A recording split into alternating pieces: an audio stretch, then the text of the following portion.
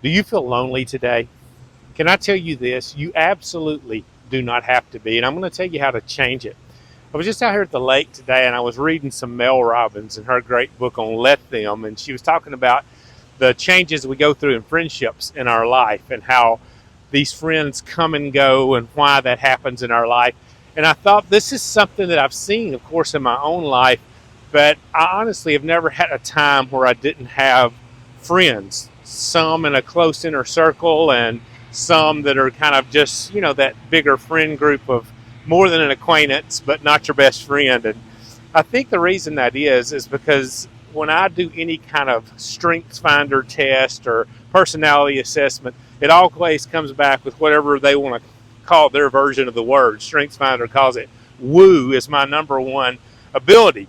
I had a pastor friend of mine tell me one time where he actually told a church, he was talking about me in the service one day that I was at, and he said, Jim is the kind of guy, I used to be a church planner, and he said, Jim's the kind of guy that can go into a coffee shop, not know anybody, and walk out and know everybody's underwear size. And that is the kind of guy I am. I love to hang out with people, and I love to get to know people.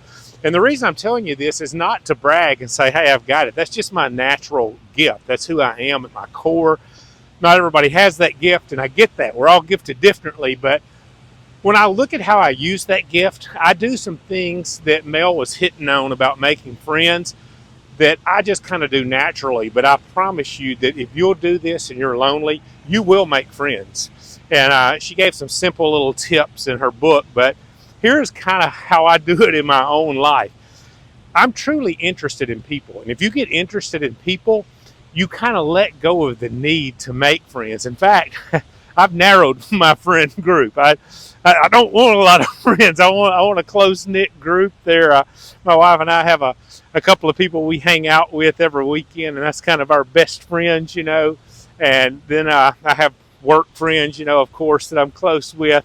And other than that, I'm kind of good, in my life. And I'm not saying that I'm not open to more, but I'm saying that when you learn to let go of a need for friendship, if you're feeling really lonely and you're isolated, maybe you're in a larger city or a new place, or maybe you're out in the middle of the country and no place, or maybe you're just feeling like I just can't meet people in my life and I need that support network.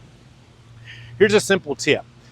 You go somewhere all the time, whether it's to the coffee shop or a walk in the park or just a walk down your sidewalk in your city street or a walk out to the little store or the bar down the road or whatever it is, you're going places. And as you go places, there are people there. And I promise you, if you're overlooking those people thinking, oh, well, these people are strangers, they're not potential friends, connect with them, get interested in their lives. I just naturally have always done that.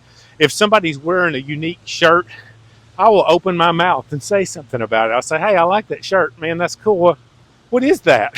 What does that mean? If somebody's got on cool glasses, I'll say, oh, I love your glasses. If somebody is having a conversation in a line while I'm waiting on coffee, if it's not disruptive and they key in on something that interests me, I'll mention it to them. I'll say, yeah, I love that band too. And then we just start talking, and before I know it, I've made friends.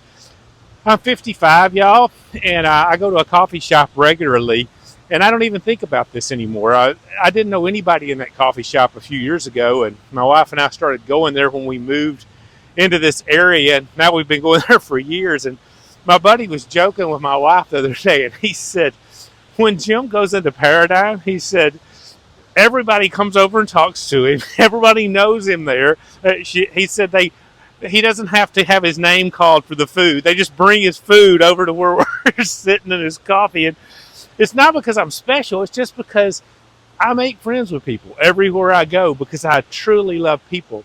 And when you stop trying to get friendship and you start giving friendship, I think that's the key. You'll do the same thing in your life. It'll make a huge difference for you. You'll begin to just connect with people. So I guess the 2 or 3 simple things to do. Number one, at your core, get interested in people. Truly get interested in what they're up to in their life. Number 2, have the courage to say something. I know it's not easy when you're not an outgoing person. If you're more of an introvert, it'll be awkward the first few times you do it. But I promise you, you're going to start making some friends. You just comment on little things about them that you respect or like or see, and I promise you, you'll make a connection with that person. And number three, foster those flames as they start to grow.